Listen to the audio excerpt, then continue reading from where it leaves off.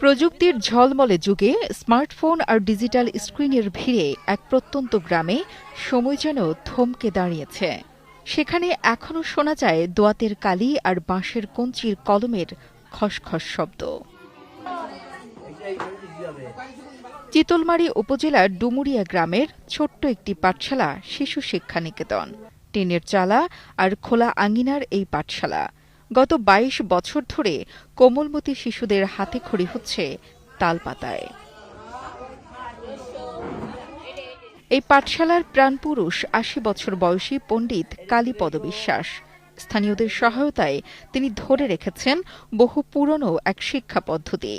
এখানে শিশুরা খাতা কলম নয়, দোয়াতের কালি আর বাঁশের কঞ্চির কলম দিয়ে তালপাতায় লিখে শুরু করে তাদের শিক্ষাজীবন, যা আজকের প্রজন্মের কাছে প্রায় রূপকথার গল্প। আমাকে ফালা, বানাম, ক, খ, ১, ২ এসব শেখায়।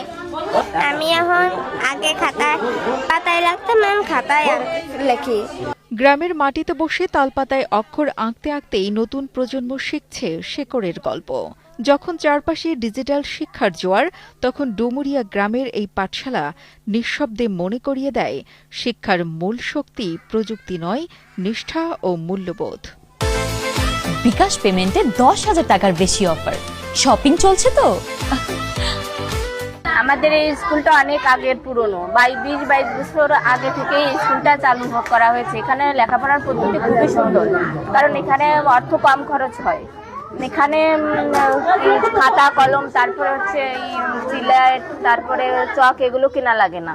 এগুলো এই তাল পাতায় আর হচ্ছে চুবা পুরানো হয় কালি দিয়ে, এইভাবেই লেখাপড়া চালানো হয়।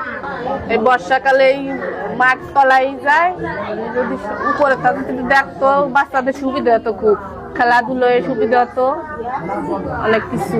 আর হাঁটতে চলতে কষ্ট হয় খুব। আমাদের এই জায়গায় যেহেতু বিদ্যুৎ আছে কিন্তু ফ্যান নাই, এটা যদি সরকার আমাদের যদি সহযোগিতা করতো তাহলে আমাদের বাচ্চাদের গরমের থেকে একটু ভালো থাকতে পারতো।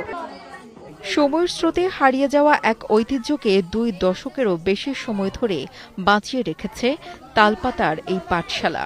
তবে এই পাতায় অক্ষর চর্চা করলে হাতের লেখা সুন্দর হয় বলে জানান পণ্ডিত কালীপদ বিশ্বাস।